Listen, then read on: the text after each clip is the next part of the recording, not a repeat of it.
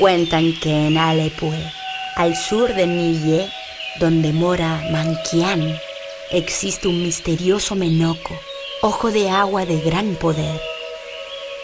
Muchos han intentado encontrarlo buscando riqueza, pero solo algunos han sido capaces de dominar las fuerzas que allí habitan. Cerca de este menoco, no hace mucho tiempo, vivió un Calcu poderoso, conocedor de todas las energías de la naturaleza.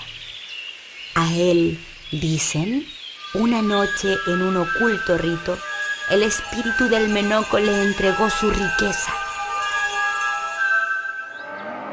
A este Calcu se le veía pasear por una enorme pampa observando sus animales. Eran tantos que cuando se echaban a descansar, al ocultarse el sol, era imposible pasar por entre medio. Decían que el Calcu era un solo ser con sus animales, vivía y respiraba con ellos. Por eso él jamás comía de su carne, solo se alimentaba del agua de una vertiente y de trigo machacado en una fuente de madera.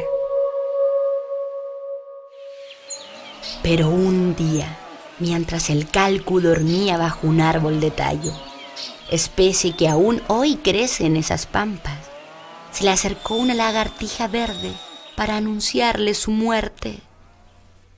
Al día siguiente, el Calcu murió y, transformado en un espíritu con forma de zorro plateado, se le vio caminando hacia el menoco. Nunca más fue visto en esta tierra, ni tampoco sus animales.